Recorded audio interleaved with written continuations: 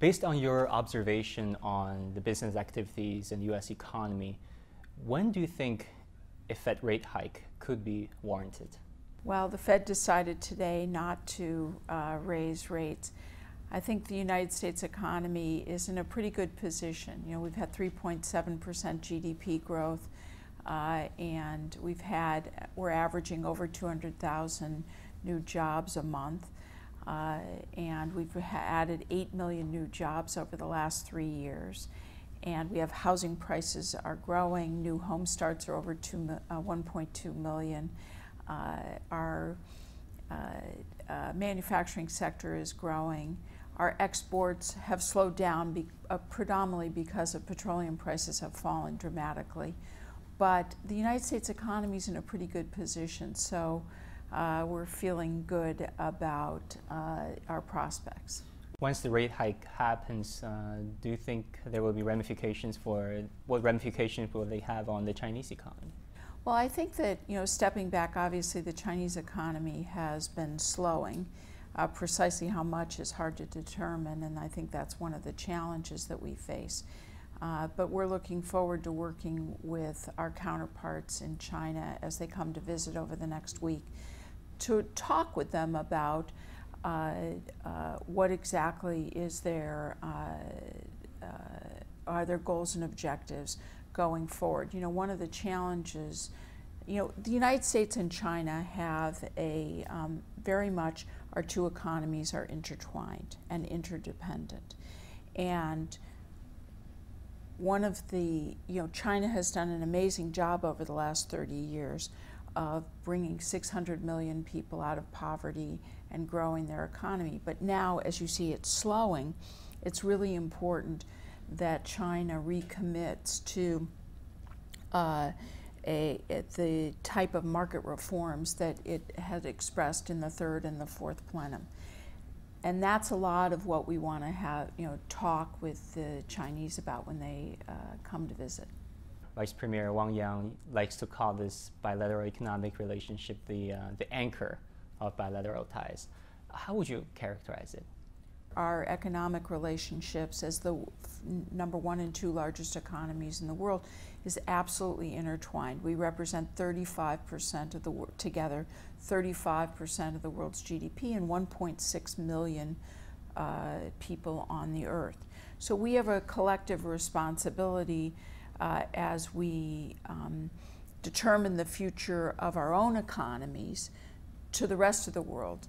And I think that the volatility that we've seen most recently out of China is a challenge for the rest of the world. And one of the things that President Obama has talked about with President Xi is about the responsibility that comes with having the power of being the second largest economy in the world, and that it's time for China to really live up to its and recommit itself to the kind of reforms that were expressed in terms of commitment to the market playing a more dominant role, commitments to rule of law, as opposed to being focused on trying to export excess capacity. Bilateral Investment Treaty, the BIT.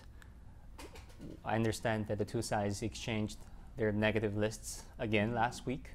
Have you had a chance to look at it? How likely is it for the U.S. to approve it this time around? I have not studied the most recent negative list in detail, but one of the things about the negative list is that's something within China's control to demonstrate to the rest of the world how committed it is to the types of reforms that they've discussed and said are of priority. And so that's very important. We'll continue to make progress on the bilateral investment treaty. Do you have a time frame for the talks and negotiations to be concluded? For conclusion that I'm aware of at this moment.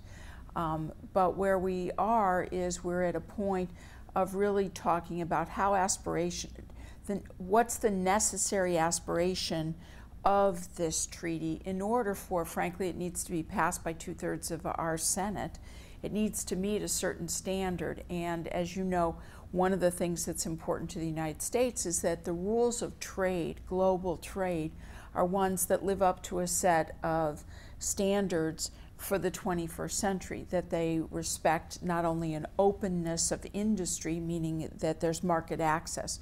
In the United States, we have enormous market access here in the United States. It's important that if we're going to have treaties, trading treaties, that kind of both market access, commitment to behaviors around protecting intellectual property, or how state-owned enterprises will behave, and that they not receive unusual advantages, are all addressed. So there's a lot of work to be done in a bilateral investment treaty.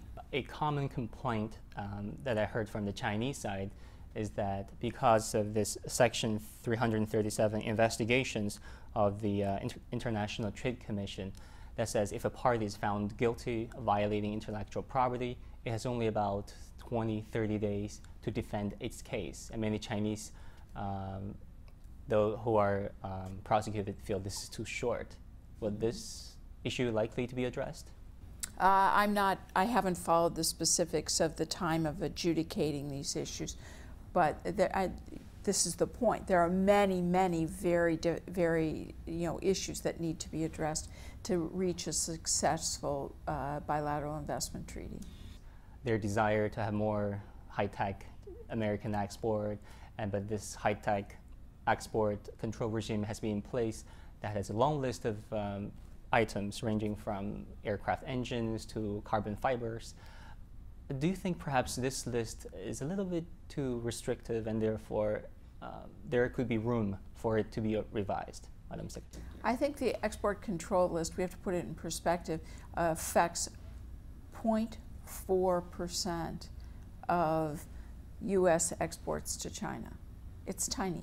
Is it likely that those requests by the Chinese side are considered and accommodated? Well, we're always having conversations about different specific interests, and they need to be consistent with our law, but I think we have to put it in perspective that our export controls are about protecting our national security, and they're affecting a de minimis amount of our U.S. exports to China. So it's not really, I think, it receives a lot of attention, but at the end of the day, it's not having an enormous impact on the amount of trade that we're doing.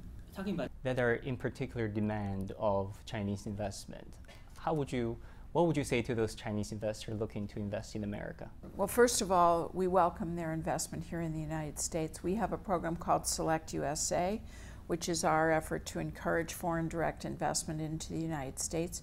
China every year has sent the largest delegation of companies to our Select USA Summit every single year, and I expect next year to be no different.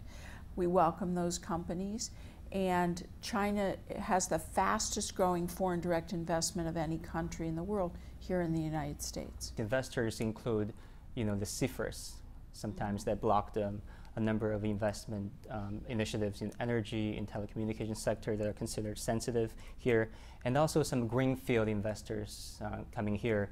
They think that they have a hard time localizing and adapting to local cultures. What would be your advice to them? Well, first of all, I think that our national security process really affects a very tiny amount of the foreign direct investment into the United States. And for greenfield investors, I would say, we welcome you. We have a program called Select USA where we at the Department of Commerce will help connect you with economic development officers across the country. We'll help you understand the supply chains here in the U.S. Is it for the U.S. to recognize China's full market economy status? Market economy status is really a process, a determination that affects the process of anti-dumping. And that's something that is determined by our legislation. And the criteria are determined by statutorily. And so meeting market economy status is something that is within China's control. There seems to be a geopolitical flavor to some economic decisions recently, Madam Secretary. The U.S. has its TPP and China set its own Asia-Pacific free trade zone and this banking system called AIIB. Do you foresee more cooperation or competition? You know what, as President Obama said just yesterday, we welcome the rise of a peaceful China and a strong economic China, even though China is at times an economic competitor. But China has to recognize the United States is also a Pacific player, and that we have economic interests in the Asia-Pacific region, just as China has interests here in the Western Hemisphere. And that's, as the two largest economies in the world, that's to be expected, that we would do business in each other's backyard. Do you think the administration perhaps should reconsider its decision about not joining the AIIB? I think that's really a determination to be made. We welcome by others, a determination by others, but we welcome the formation of the AIIB.